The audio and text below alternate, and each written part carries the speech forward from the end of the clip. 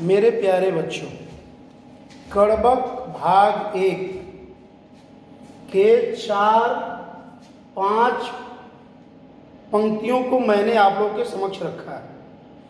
जगह के अभाव के कारण पूरी पंक्ति को, पूरे कड़बक के भाग 1 को नहीं रखा गया है, आगे इसको लिखेंगे। ध्यान दें, कड़बक भाग 1 में कवि मलिक मोहम्मद जायसी जी लिखते हैं, एक नयन कवि मोहम्मद गुनी, सोई विमोहा जय कवि सुनी, चांद जैस जग विधि अवतारा, दीन कलंक कीन उजियारा, जग सूझा एकई नयना, हुआ सूक असनख तन माहा, जौ लही अम्ब ही डाभ न होई, तौ लही सुगंध बसाई न सोई, किन समुद्र पानी जौ खारा, तौ अति भयउ असूझे अपारा। इन पंक्तियों के बारे में आज मैं अभी आप लोगों को समझाऊंगा।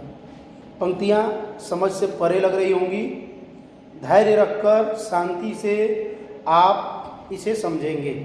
मैं पंक्तियों का शब्दार्थ भी नीचे वाली इस स्थान में लिखते जाऊंगा और समझाते जाऊंगा। सबसे पहले मलिक मोहम्मद जायसी कुरूप थे और उनकी एक आंख नहीं थी। इन बातों को अपनी जानकारी में रखना आवश्यक है। एक नयन कवि मोहम्मद गुनी, गुनी का अर्थ गुणी, गुनी का क्या अर्थ है? गुणी, गुनी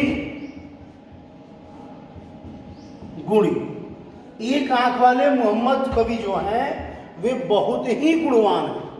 वे अपने बारे में बताते हुए, हालांकि अपनी प्रशंसा नहीं करनी चाहिए, लेकिन कवि कहते हैं कि मैं एक आंख वाला हूं, मेरा चेहरा बहुत सुंदर नहीं है, कुरूप है, मैं बहुत सुंदर नहीं हूं, लेकिन मैं गुणी। सोई विमोहा जय कवि सुनी, सोई मतलब वह, सोई मतलब वही, वह। विमोहा मोह रहे, विमोहा वि क्या है? उपसर्ग है, मोह, मोह रहित। ध्यान दें, कवि कहते हैं सोई विमोहा जेई कवि सुनी, जिसने कवि के बारे में सुना वह मोह रहित हो गया। मतलब उनके प्रति आकर्षण की भावना इसलिए नहीं रही क्योंकि वे सुंदर नहीं थे। एक नयन कवि मोहम्मद गुनी, मोहम्मद गुणी व्यक्ति थे, लेकिन जो भी उनके बारे में सुनता था वह उनसे थोड़ी सी दूरी बना लेता था, मोह रहित हो जाता था। चांद जैस, जैस मतलब जैसा, जैस मतलब जैसा, जैस, चांद जैस, जैस जैसा, चांद जैस जग, जग मतलब लोटा गिलास नहीं, जग मतलब संसार, जग मतलब संसार, विधि मतलब ब्रह्मा, विधि ब्रह्मा। ऐसी मान्यता है हिंदू धर्म में कि सृष्टि को ब्रह्मा ने बनाया था, इसलिए इसे ब्रह्मांड कहा जाता है। चांद जैस जग विधि अवतारा, चांद की जैसा ईश्वर ने उन्हें इस संसार में अवतरित किया, प्रकट किया, जन्म दिया। चांद जैस, चांद के जैसा ईश्वर ने उन्हें इस संसार में अवतरित किया। क्यों? क्योंकि चांद में भी कलंक है और हमारे प्रसिद्ध कवि भी सुंदर नहीं है, यह बात उन्हें खटकती है।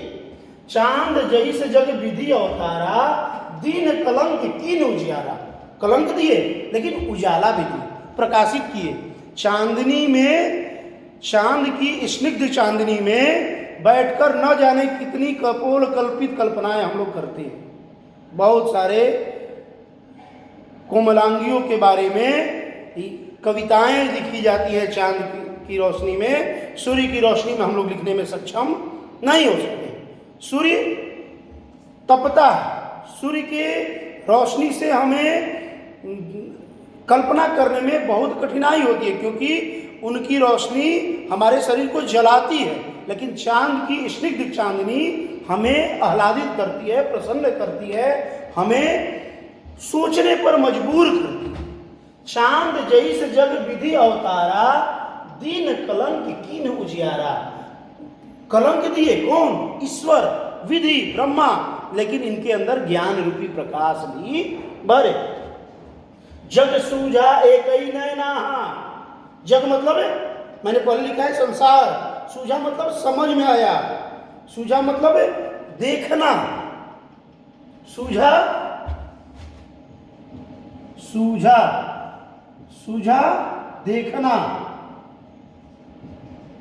चूंकि कवि की एक ही आंखें थी, या मैं बार बार कह रहा हूं, तो यहां दो अर्थ हो सकता है। एक ही दृष्टि से संसार को देखना, अर्थात समानता की भावना रखना। दूसरा, शारीरिक अंगों के अनुसार भी उनकी एक ही दृष्टि थी। तो जग सूझा एक ही नैना, हुआ सुख अस नखतन माह। सुख मतलब शुक्र ग्रह,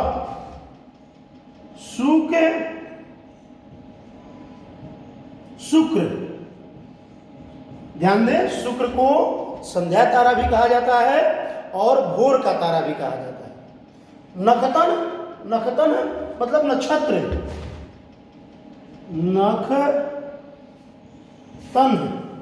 नखतन मतलब नक्षत्र। नक्षत्र ग्रहों के मध्य या नक्षत्रों के मध्य कवि अपने आप को शुक्र ग्रह की भांति चमकदार पाते हैं, उज्जवल पाते हैं। अपने ज्ञान की रोशनी से वे प्रकाशित करने का विश्वास रखते हैं, दम्भ नहीं करते, विश्वास रखते हैं। जो लही अम्बही डाभ न होई, तो लही सुगंध बसाई न को सोई। कवि कहते हैं कि अम्ब मतलब आम, अम्ब मतलब आम, अम्ब, आम में डाब, डाब कोमल पंक्तियों को कहते हैं। डाब किसे कहते हैं? जो उसमें बौर निकलता है। बौर, आप अभी आम का मौसम आया भी हुआ है, इससे 15 दिन पहले आप जाएंगे तो आम में जो पीले रंग का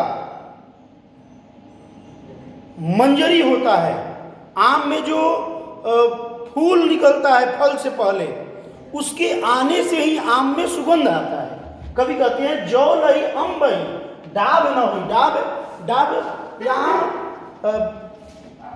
नारियल के पानी से नहीं लिया जाएगा। डाब मतलब मंजरी, डाब मतलब मंजरी,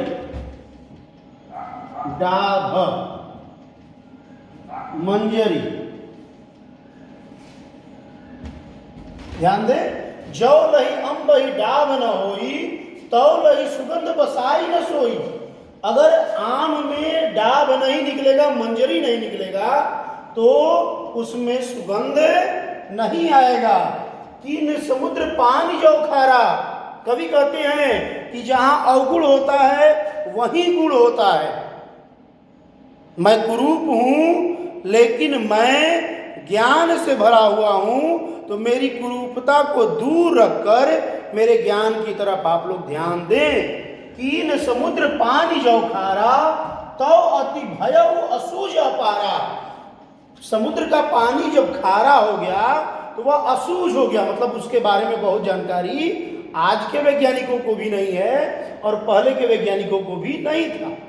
असूझ हो गया, उसके बारे में बहुत जानकारी नहीं है। और अपार, समुद्र जो गया होगा, जो जिसने समुद्र को देखा होगा, वह अपार शब्द को भी समझता होगा।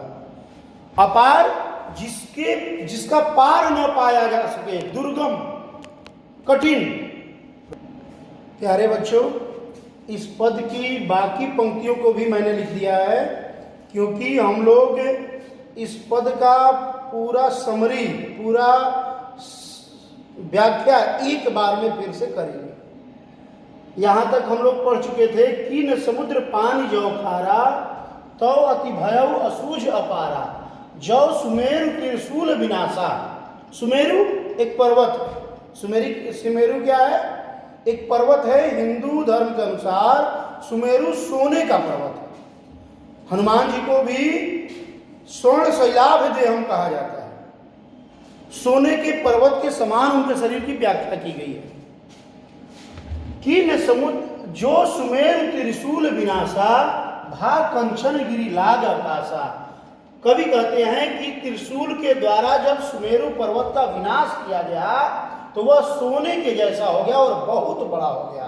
लाग आकाशा, वह आकाश से लग गया, मतलब बहुत ऊंचाई पर हो गया। त्रिशूल, त्रिशूल, त्रिशूल, त्रिशूल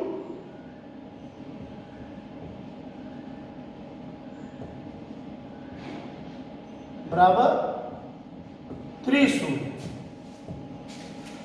जिसमें 3 शूल हो, शूल मतलब कांटे, उसे त्रिशूल कहा जाता है। जौ लही घड़ी कलंक न परा, कांच होई नहीं कंचन करा। जौ लही घड़ी, घड़ी मतलब घड़ी, समय। कलंक मतलब कोयला, कलंक कोयला, कोयला, कोयला जानते होंगे जिससे कि आग जलाई जाती है। कांच न होई नहीं कंचन करा, जब तक सोने को तपाया नहीं जाता है तब तक कांच यानी कच्ची धातु, सोना जो कि रॉ मटेरियल जो निकलता है, सोने की कच्ची धातु को जब तक कलंक में, कलंक मतलब कोयले से तपाया नहीं जाता है तब तक वह कंचन नहीं होता है। करा मतलब कठोर, करा मतलब करा कठोर। जब तक सोने को तपाया नहीं जाता है, जब तक सोने को घड़ी, कलंक मतलब कोयले के अंदर, कोयले के द्वारा, कोयले की गर्मी से तपाया नहीं जाता है, तब तक वह कठोर सोने के रूप में परिणत नहीं होता है। एक नयन जस दर्पण, कवि अपने बारे में बताते हैं कि मेरी एक आंख है। सामान्य रूप से एक आंख वाले को काना कहा जाता है, उसकी समाज में बहुत सारी निंदा की जाती है, लेकिन कवि कहते हैं एक नयन जस दर्पण और ते निर्मल भाव। मेरी एक आंख है लेकिन वह एक दर्पण के समान है और निर्मल है, और जितने रूपवंत हैं, जितने सुंदर चेहरे वाले हैं, सब रूपवंत गही मुख जो वहीं चाहो। मेरे पैर को, गही मतलब पकड़ना, गही मतलब पकड़ना, मेरे पैर को पकड़कर मेरे मुख को देखते रहते हैं कि मैं कुछ अच्छी बातें उन्हें बताऊं, मैं कुछ ज्ञान की बातें उन्हें दूं। मैं सुंदर नहीं हूं। इस पंक्ति में कवि अपने बारे में बताते हैं, एक नयन कवि मोहम्मद गुनी, मोहम्मद कवि एक नयन के हैं। सोई विमोहा जय कवि सुनी, जितने लोग उनके कवि के बारे में सुनते हैं, उनकी कवित्व के बारे में सुनते हैं, उनकी कल्पना शक्ति के बारे में सुनते हैं, उनकी रचना धर्मिता के बारे में सुनते हैं, वे सब लोग उनसे मोहित होते हैं। चांद जैसे जग विधि अवतारा, ईश्वर ने, ब्रह्मा ने संसार को चंद्रमा के समान अवतरित किया। दिन कलंक की उजियारा, चंद्रमा को कलंकित कर दिया। चंद्रमा में दाग है, कलंक है, लेकिन वे प्रकाशित करते हैं किसे?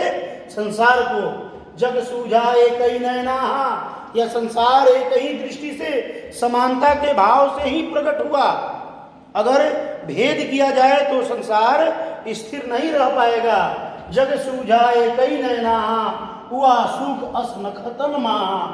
मैं इस संसार में शुक्र ग्रह के भांति हूँ, भोर के तारे के भांति हूँ, सारे नक्षत्रों में मैं सबसे ज्यादा चमकदार हूँ, सारे श्रेष्ठ कवियों में मैं सबसे ज्यादा श्रेष्ठ कवि हूँ।